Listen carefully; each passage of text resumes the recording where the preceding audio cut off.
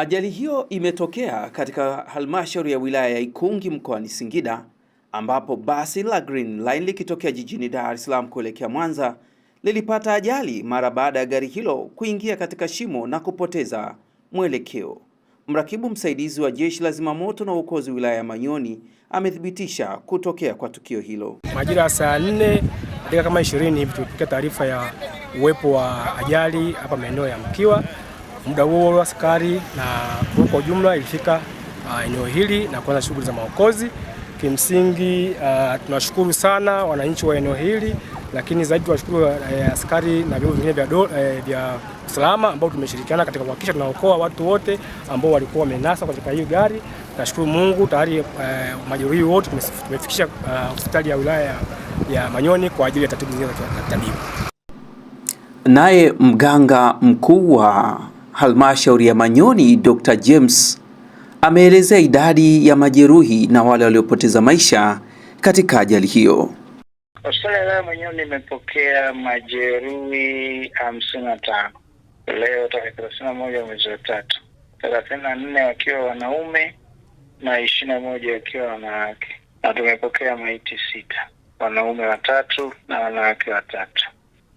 Zinaendelea kuimarika, hakuna aliyefikishwa akafariki hospitali. Rufaa tumeshawapa majeruhi 10 kwenda hospitali ya rufaa ya mkoa wa Singida, na 8 na 2 hospitali ya rufaa ya Santiago. Wengine tunawaendelea na uangalizi, wako salama, tunaendelea na uangalizi. Tukijiridhisha wako salama, basi tuna uwezo wa kuwaruhusu hapo baadaye baadhi yao, ila wengine wataendelea kukaa udini.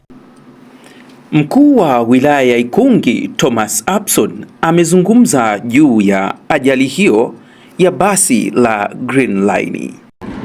Kama mnavyoona nyuma yangu hapa, tulipata ajali. Kutokea ajali hapa muda wa saa 4 za asubuhi. Ajali hii ilisababishwa kidogo na changamoto ya barabara ambayo kutokana na mvua kubwa zilizonyesha hivi karibuni na kuweza kuharibu barabara. Dereva alikuwa anajaribu kukwepa shimo na kuokoa abiria kwa kayumba kwenda mkono wa kushoto. Aliporudi kulia ndo akajikuta ametoka nje ya barabara na gari hili linaloona nyuma yangu likapinduka. Naam, shuhuda wa tukio hilo ameweza kuelezea jinsi alivyoona tukio likitokea.